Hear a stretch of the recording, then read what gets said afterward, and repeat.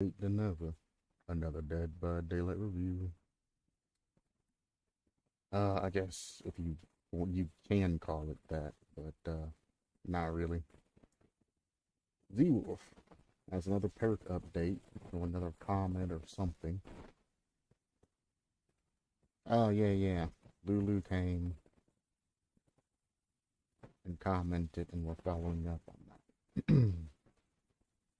Lulu's main perks were that the tier should be 100 to 105 and 110 because teammates can be on their way to save you from the hook. This is for the last chance perk, by the way.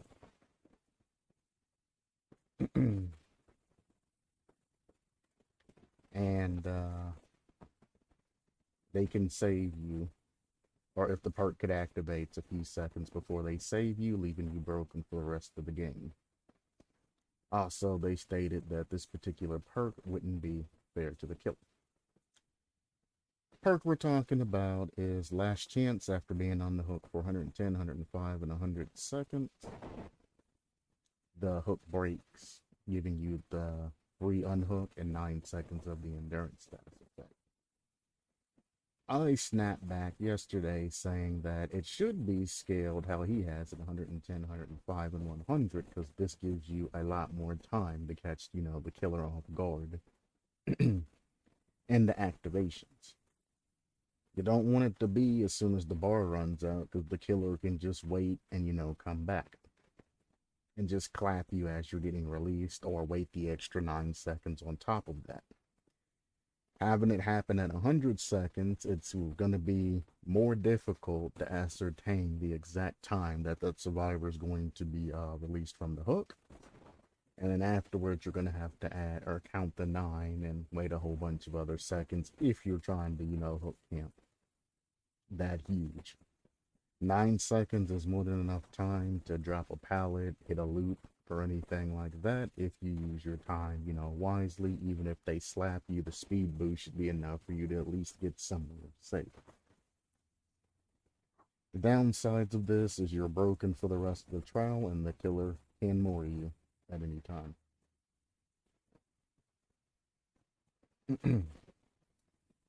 He says that 100, 105, and 110 scaling because a teammate can be on the way, and it perk can activate seconds before they save you, leaving you broken.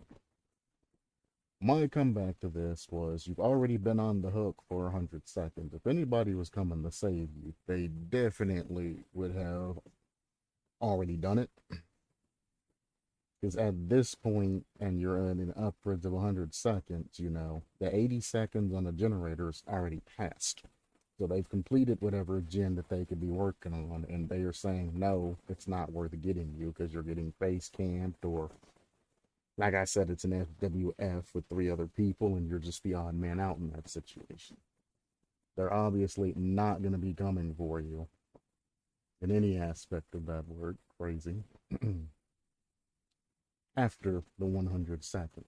So it's not going to matter whether or not 20 seconds, 20 seconds isn't going to change anything in the aspect there. And then the second point that Lulu made is that it wouldn't be fair on the killer. The killer's hooked this person one time, and without this particular perk, that person would be sacrificed in one hook. Killer goes into a game with the mindset thinking they're going to have to hook everybody 3 times, getting 12 hooks to end the game. If a person gets off the hook, and you have to hook them a second time, or just immediately moor them after their first hook, and you get all of that, you get that advantage over survivors. It's not really unfair to a killer, and I don't know any killer that would be particularly pissed if a survivor jumped off hook. I mean, you're going to immediately think that they have deliverance or something like that, and you're going to be questioning life because you're like, did he unhook somebody before that? If you got them towards the beginning of the game, or they got lucky and got a hook jump with the 4% timer, you aren't going to question and say, well, this game's broken, they got off that hook. Like, no, you're gonna say, holy crap, they're actually not gonna save this guy. And then when that guy gets saved by his own perk, you're gonna say, oh my god, finally. Then once you learn the perk and you're gonna see that they have the broken status effect afterwards, you're gonna assume that they have some sort of healing perk at the start. Then time's gonna go by and they're gonna remain broken, and you're gonna know that, hey, if I come across this person, I can mori them. So I don't see how this could be unfair to a killer, where he has to get 3 hooks on a survivor. Now he only has to get 1, and then he can mori and send them on their way. So, if anything, it's an advantage to the killer, and it's a semi, pushback balancing wise. Again, I'm not saying this is balanced perfectly and all of that. It's obviously going to need to be tweaked and sent through PTB. But,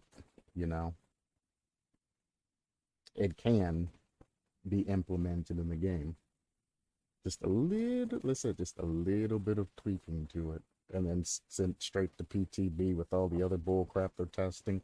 They could immediately put in last chance. Immediately. Throw that into the game, and it actually be a viable perk to use.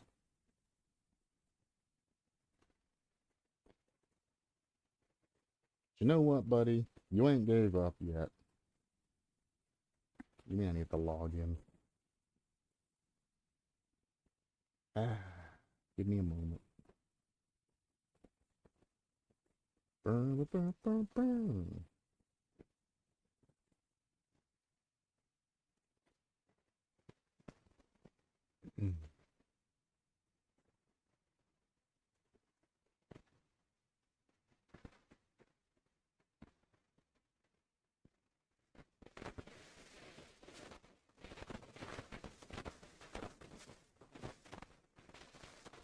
Alright. Because this person has been doing alright, I'm actually going to give him a vote up. I rarely give people vote ups. It's rare that I'm actually impressed to the point to where I would vote somebody up, especially on a perk like this that runs a whole bunch of different things. But I think in the right hands and with the right amount of time tweaking and still, if things fall into place, this perk easily can be implemented into the game if it's not already, planned. Because, he has 7 posts. He could just be a game dev throwing this out there for the community just to see what people think about it. Who knows? He comes back, and let's say, if you're on a hook for 100 plus seconds, those are quite bad teammates. Heck, yeah, I know, right? But yeah, it can be just flat 110 seconds. I guess they can or cannot be bad teammates. If they haven't tried to save you or anything like that in 100 seconds, or at least peep to see if you're being face camped, pretty bad teammates. Yes, I say use your hook time that you have, but I don't mean 2 states worth of hook time. You know what I mean? Like, save the man. But yeah, it can be just flat 110 seconds then, since the endurance can be leveled up. I did state earlier that he could just make it straight 110 seconds and things like that and leave it as it can be. Like I said, balancing wise, it's going to all come down to how killers try to counter that and how survivors, feel about running it. I previously stated that 120, 15, 10 would be good, but I'm actually going to correct myself, and I think he nailed it when he said about 100 seconds on the hook. Because the bar is going to be, for the most part, still full, because you'll have 20 seconds worth of bars still left. And it would catch a killer off guard if the hook just all of a sudden dropped you out of nowhere. It'll keep the killer on their toes until, if they find out you have the perk beforehand, then, Oops. Because you're running that particular survivor that it's connected to. Oops. But if you're playing it on a regular survivor, that's another thing that killers have to worry about when it comes to hooking and things like that. Camping killers, etc., etc. They'll have to think twice about, hooking somebody and then camping them on the hook, because they might just pop off of that shiz and continue to start moving. Which makes all of your face camping that you did for naught if they escape.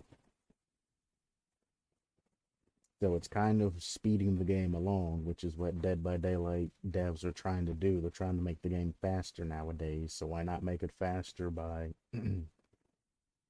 letting a survivor down and letting them run out of the exit gate, or at least make an attempt at escaping if they've just been left for dead. So the game's not just entirely ruined, Person stuck on the hook doesn't need to just rage quit DC or, say, oh, my teammates really ain't going to save me. DC's loss of points for everybody, They end up deranking, getting banned, having a negative experience. And, not everybody's going to be running this perk. Obviously, people that are lower ranked or just starting out, if they're a higher rank and they know they're not going to get saves, or anybody that's just strictly solo might run this, they have bad times. I like this perk because you can get an activation on this perk if you're unlucky like me. When I play, partway through a new season, and I run into a new killer that somehow manages to down me. Generally, it's through some BS, like they're running Ghostface or something, and they're new, and I just am talking or listening to music or doing something stupid, and they mark me. And then I'm like, oh, shit. And next thing you know, I'm getting slapped. After they mark me and down me, they put me on the hook, and then they stand in front of me, looking at me. Just standing there, menacingly. Until I get sacrificed, or another survivor comes up and gets clapped and trades. So, there you go. Let's see, but yeah, it's mostly if you play solo, and 50% of the time survivors focus on gen and unhooking. That's not true at all. That's not even close to being true. Especially if you've actually played the game on all aspects. The only people that generally leave you hanging is an SWF, or if they're just super, super brand new and they walk to you or crouch to you, or they're super scared of the killer and they do some stupid roundabout way and you die before they get to you. I'd say about 5% of newer games it happens in, and about 1% of higher level games. And that's just because that killer's fucking going around clapping everybody, You getting some, you getting some, you getting some, They just don't have the time to get you because everybody's doing something, focused on things.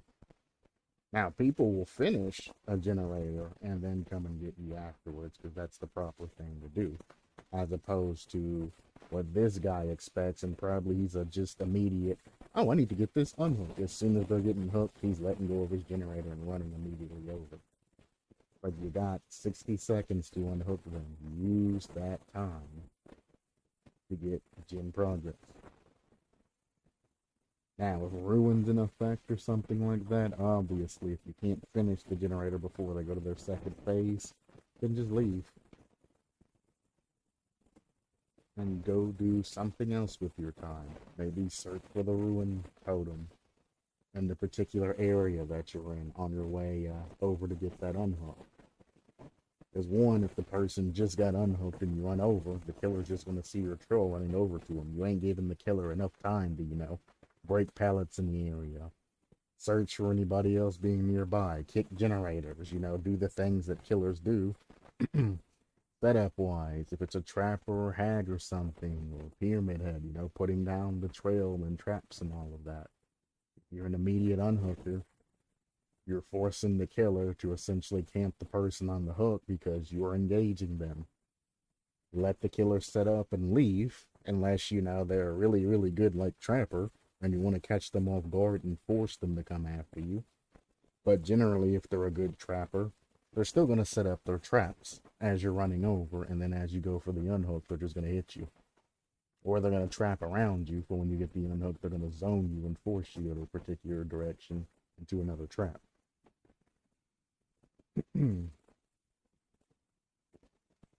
But it ain't nowhere near 50%. That is a huge exaggeration. Saying that, yeah, mostly if you play solo 50% of the time, survivors focus on gens and unhooking. That is bullshit. Even in higher ranks, people don't unhook, which is sad. They do. They're just smart about it. If the killer's nearby, they don't run up and trade. Unless they go for like a borrowed time play or an endurance, play. They're not stupid. They aren't going to do what you low levels do, and you walk up when the killer's chasing you, take somebody off the hook, then either get grabbed or get downed right after taking somebody off the hook. Not good play. You shouldn't be doing that. A very nice, lenient killer that understands what's going on will just hook you in place of the other person and let the other person go away. Somebody that's tired of low levels and just trying to get back up to the rank will leave you laying there under the hook. Go and redown the person that you just unhook, hook them, and then come back over and get another hit on the survivor that's trying to pick you up off the ground. If you get picked up off the ground, you're going to get redowned again. And then the killer's just going to be potentially causing you guys to snowball over and over and over and over. All he has to do is balance, hook time versus bait time. Because one survivor's going to go for that first unhook while you're in another chase. So, you have to just keep the times that it's going to take for survivors to get to these unhooks and things like that. When to properly hook somebody versus when to let them sit down as bait to try to lure another survivor over. And if you can get a successful snowball, which generally don't take much effort, unfortunately, you got all four of them slugged down. If none of them have borrowed time, unbreakable or boon exponential or anything like that active, easy games. You don't believe me? Look at some of my pastimes that I actually played Dead by Daylight on stream. There's also times that I didn't record or I had to delete the recording because I literally downed all four survivors 3 times. Like, I'd literally go in, down all 4 survivors, go to the pit, let one get up, walk to the basement, let them all heal, walk back out to the basement, go redown all 4 of them, do the same thing. I did that 3 times. They were fairly new. They were like silvers and golds and things like that. And the Huntress's Lullaby was just destroying them. They were missing gens, their skill checks left and right. The Hex Totem, it was on Yamioka Estate, and the Hex Totem was like right in behind a rock, and it had like bamboo in front of it and all of that, so they couldn't see it. I literally downed somebody, picked them up, and dropped them in front of the totem like 3 times before I literally hit them, dropped them down in front of it, made them crawl, hitting the totem, made them crawl to it and acknowledge that it was there, then picked them up in order for them to break it. It was one of the dumbest and longest games I think I had, Dead by Daylight. I had to show them where the totem is to break it in order to start an actual game because they couldn't get the gems done. When you have 4 gems and you've been in a match for like 20-25 minutes, you know there's a problem. Like, I debated upon whether I wanted to go get some food or something and come back and just see if it was done. I ended up deleting that recording because, well, nobody wants to be shamed like that. and I'm not going to go through and edit a censor over all of their HUD names and all of that, and all of that content. I mean, it don't take long to do anything like that. It's just adding effect to. Because I use Lightworks. Yeah, I use Lightworks or VSDC sometimes, but Lightworks is usually my main. It's very easy to use. But I don't like exposing people on the internet for playing bad at a game. Well, that bad at a game, because it's just no need to. And I know people, well, what's going on, Galanonim? And I know people would talk crap about him, and it would be just, it's a lot of negative publicity. You know, if you do something funny and it's something like that, you know, get caught in an exit or something, you know, it's just shame on you. Everybody's done it. But being forced to stay in a game, and I mean, when I used to be a doctor, man, I used to make like games last like 40 minutes of just, you know, agony for survivors. I would literally just be that guy where the survivors are like, I don't even want to play anymore, bro. Just let me finish the generator. And I'm like, nah. I think 45 minutes was the longest game that I've had of actual Dead by Daylight play. Even the hide and seek games with the artists that we played didn't even last that long. So, yeah, fun times. Let's see. He says, but yeah, twice. But yeah, but yeah. The perk can be good if a bubble face camps you from the moment you get hooked, and survivors can't really save you at that point, which is generally what the perk's for. It's a strong perk, but it's just like Deliverance. If you run the hook for the second time, it does not activate since it's not 110 seconds, but 60 seconds. Yeah, it's an arguable perk, but interesting. And that's what really gives you the crux of everything, which I talked about yesterday. Is this perk is only usable if you are hooked one time at the beginning of the game and nobody saves you for 100 seconds. If you are hooked and then unhooked, the perk's deactivated. It no longer has any point. That's what universally makes this perk able to be implemented into the game with a little bit of tweaking, of course. That's what allows this perk to be implemented into the game, is because it's not a free unhook. It's a second chance at life, which the game should have had, you know, by base. Nobody wants to wait like 10 minutes to get into a lobby, which takes forever to load on top of the 10 minutes wait time. When you have the time it takes to load, you get into the lobby, you immediately get clapped by the killer. As soon as the lobby starts, you put on the hook, nobody saves you, and you're back out, and you gotta wait another, you know, 5 to 10 minutes. Nobody wants to do that. Behavior should have implemented a second chance for survivors. If it's not like, you know, you get a respawn or something, you know, when you're hooked first and you go back through, you get a respawn where you can go back through and do generators at 25% efficiency or 50% efficiency if you're hooked one time and sent out of the game. You get decreased blood points or something, or anything like that, which is probably something you should add to that, is you'll get decreased blood points, or you lose something dramatic, so you're not ranking up still like regular things. It's harder to rank up because you technically don't deserve the rank up because you have been hooked and nobody rescued you. So if you didn't put in work before you got that hook and then face camp or whatever, and this perk activated, safety pit, yes, but you shouldn't be able to rank up, in my opinion. The blood points should be reduced,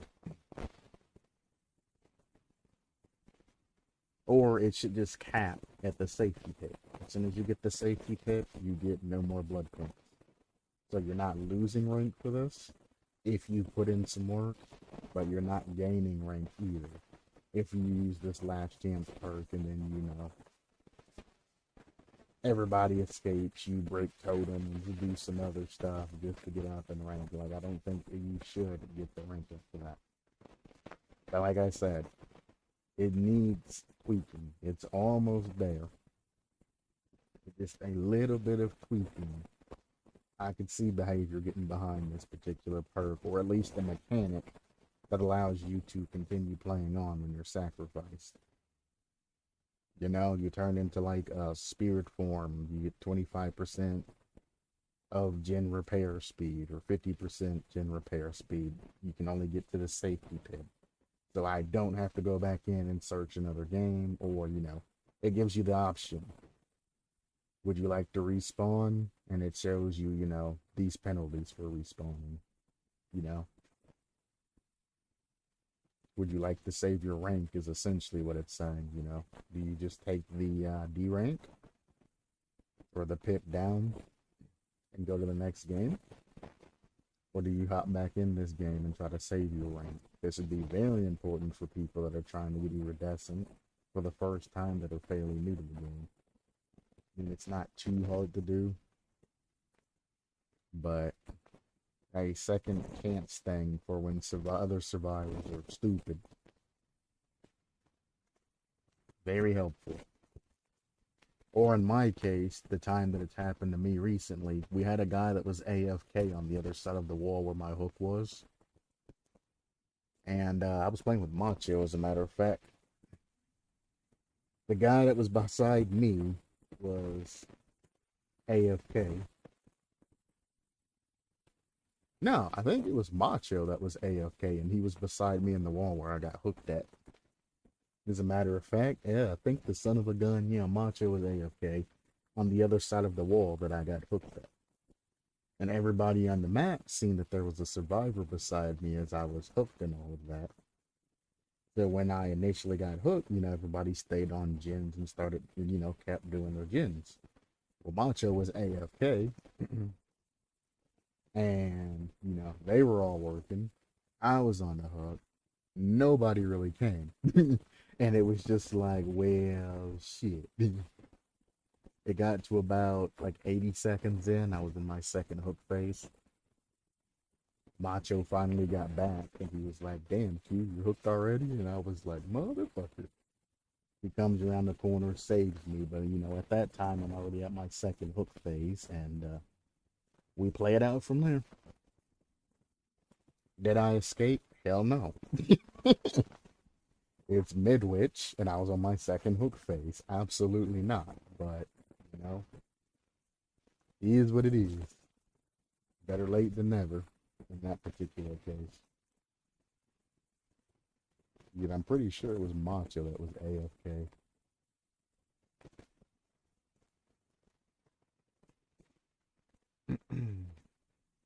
Hello. Mic quality dropped down today. I believe it. Like I said, I wasn't planning on being on too terribly long. So I just hopped in, clicked the button, went in. I was just going to cover a couple of perks, but then I seen that there were other things. But, yep. See how bad it is? Yep.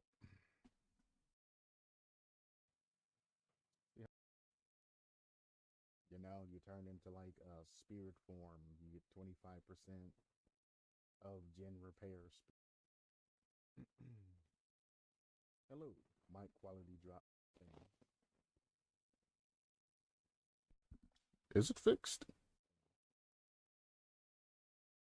Ah, all right. Well, there you go. Ah, all right. Well, there you go. Ooh, bangers. Anyway, let's get back into this. OG chapter Did I look at this? I did look at this. This is the cavity guy. I did make a revision to lighten up. The perk now has up to 4 tokens max at a time before having to use them. You can use them and regain them for escaping chases. Escaping a chase grants you the token. 1 token provides 7% of generator progress. So he has noticed and has changed that up to have a 4 token max. So you can get essentially 28%, rounded up. We'll say about 30% of a generator per roundabouts of lighten up.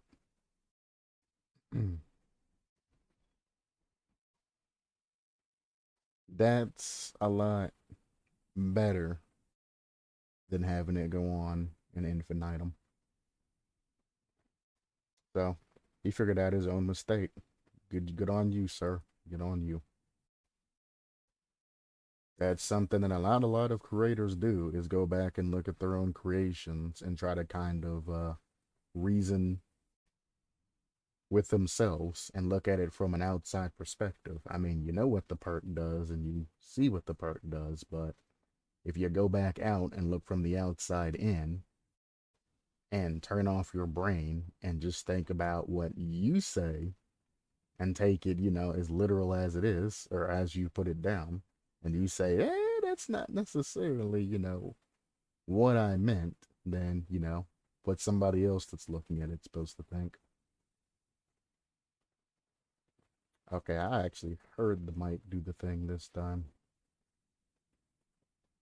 I won't snitch on you, don't worry. I don't care about my YouTube favorites and all of that. Either today's midnight or tomorrow's morning, I'll post my chapter. Heck yeah. Definitely. Yeah, if you're talking about my notifications, I'm not too worried about it. Half of the notifications I don't even look at. I just subscribe because, well, they were entertaining at one point. That's about my qualifications for a subscription, at least on YouTube wise. As long as they have entertained me in one way or another. At one point in time, you got the subscription. It's free to me. Twitch is a little bit different. I actually have to enjoy your content and stop by and things like that. Well, that's perfect because Critty posted something too. So I tell you what, I am going to favor that and we'll do another dual special. He stopped by the other night. I was wondering where he had been or what he was up to. Makes sense. It's alright, Galanonim. Whenever you post yours, I will set time beside and I will do another banger of an episode going over both of your concepts together. And I can actually go through and fill out the title and everything else, and we can call that a done deal concept. Perfect.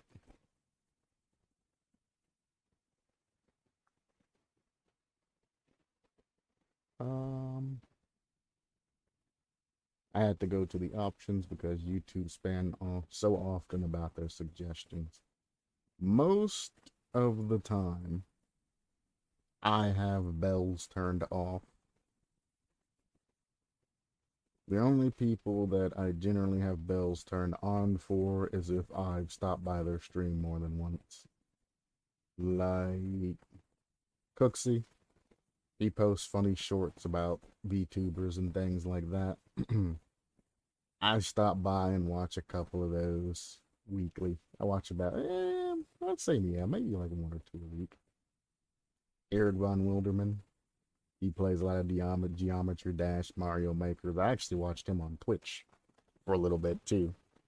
It's the only reason why I have notifications on for him. She's just something I see new. I mean, it's obvious why she, her notifications is on. I don't think I need to go any farther there. And I don't think I need to go any further. Northern Lion, he's OG. I used to watch all of Northern Lion's content when I was younger. I don't watch anything of his now, unfortunately, but he's there just for being an OG. I watch cartoons' content almost regularly. Pretty good. Delirious, way back in the past, I used to watch his content. Sidearms, I look at his Among Us content, and from there, it's just kind of, eh. Jason, which those she's Coco on Hollow Live. She was funny, and she was more adult-oriented VTuber wise. So, I don't watch her, but it was Ode Coco. So, I mean, obviously. And then, supplies and this supplies replies. This guy, oh my god. This guy is something else. So he says, I too go on and type a novel comment multiple times to the same person slash people and continue to argue and trying to prove I'm not trying to win an argument. And then it goes on and on and on. This guy commented on a super, super old post. I'm talking about like 6 to 8 months ago that I had a talk with somebody over at Uber driver. The video is, I think this one in particular is the Uber driver, well, was picking up a girl. The girl was talking to a guy, and when he pulled up, the girl was getting in the car and all of that. And the guy walks over and he was like, can I get your number and everything like that? And she was like, no, I'm leaving, and a whole bunch of other stuff. And then he gets out and he's, get away from the car, man. And, he tries to play white knight and all that and tries to protect her and everything else. And, he really white knights it.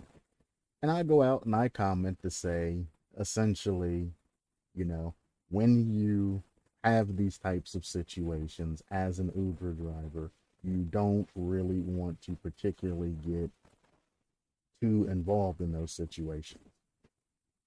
They've been sitting there at that stop. He's been talking to her for quite some time. This ain't just some random guy off the street that just walked up and approached her as she was getting in her, Uber for the night. No, they were sitting there and they were chatting the entire time. They were talking till she got picked up. As she was getting in the car, the guy asked for her number. And, well, she was just using the guy to, pass time until the driver arrived. She wasn't trying to get serious about it. And he pulled the, hey, baby, before you go, can I get your number? And she was like, sort of resistant, like, no, I don't think so. And then, he did the, hold the car open, hey, baby, please, we had a good talk. How's about, I get that number or Snapchat or something. And then that's when the Uber driver walked in. I'm like, she is a grown ass adult female. She was talking to this guy the entire time while you were arriving in your taxi. She obviously doesn't need any of your help. If she was crying or something like that, saying, he was harassing her or something, you know, please get out of here, go quick, things like that, it would be a different story, if it wasn't, caused by her. She wasn't trying to, blue ball the motherfucker and then leave, and then he called her out for it or some shit like that. And I just stated simply that you might want to be careful about getting involved in situations like that. You're getting paid like $5 for this delivery. Is your life really worth the $5? Because you got involved in a situation that you shouldn't have been involved in.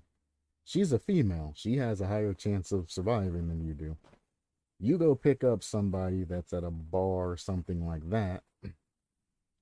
You get in a fight. You try to white knight for a female. The guy pulls out a gun and shoots you, or walks over, beats the ever living tar out of you, steals your car, or something else happens. You just did all of that for $5 whole.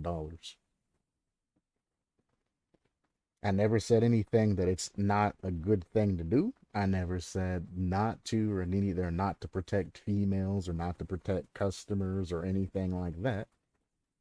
I was just simply stating that be careful when you do things like that. And people started hounding me and hounding me and hounding me. He did the right thing. If you don't think that you should be protecting females and all this other stuff, and I had to correct people and say, well, we ain't talking about females here. We're talking about taxi customers, you know. It doesn't matter if it's a male or a female. If somebody's in danger, it makes sense. But when she's been sitting there talking to him for the 20 to 30 minutes it took for this cab to arrive, or Uber driver to arrive, if she was going to get attacked, she would have gotten attacked. He was standing there when she ordered the Uber, so he knew that, you know, everything was going on. If he wanted to make a move, he would have made the move a long time ago. You know what I'm saying?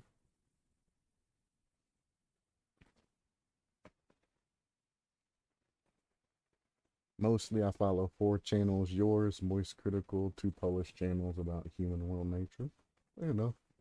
Last time I was in a fight, it was in primary school. Whew, quite a time, not gonna lie.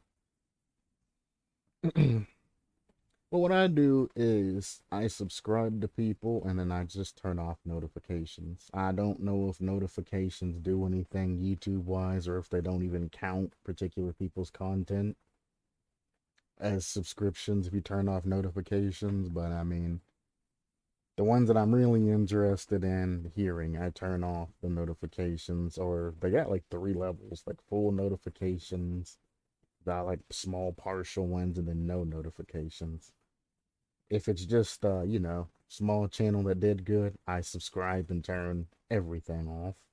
If it's a channel that I'm like, it'd be nice to hear from them every once in a while, I do the other one. And then if it's somebody that, you know, I watch regularly, obviously I keep notifications on. So I mean, small channels get subscribers, or channels that I'm not really interested in hearing content from all the time.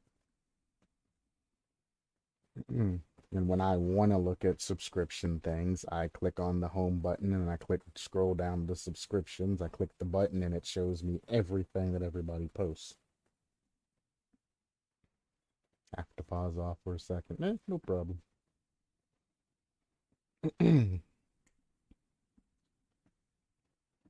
But the moral of the entire story that I was saying is just to simply, if you're going to stick your neck out for another person, for whatever reason, whether it's the right reason, wrong reason, whatever reason, whether it's male, female, whatever, just make sure that you know the consequences that can come from your action.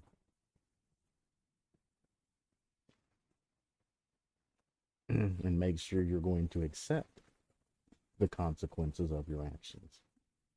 Because if you speak up to somebody and you get absolutely dusted,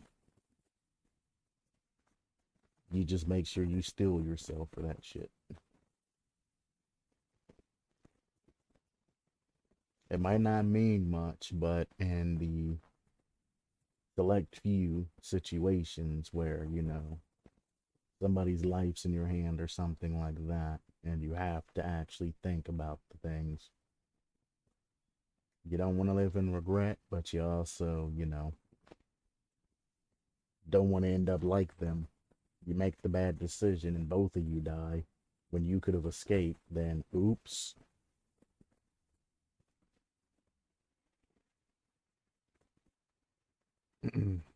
If you make a decision to survive when you could have saved them for whatever reason, it's less of an oops. But I mean, if you can live with the regret of it and the decisions you made, then you know, it's a learning experience. But either way, we are around 45 minutes, and I am all fresh out of content.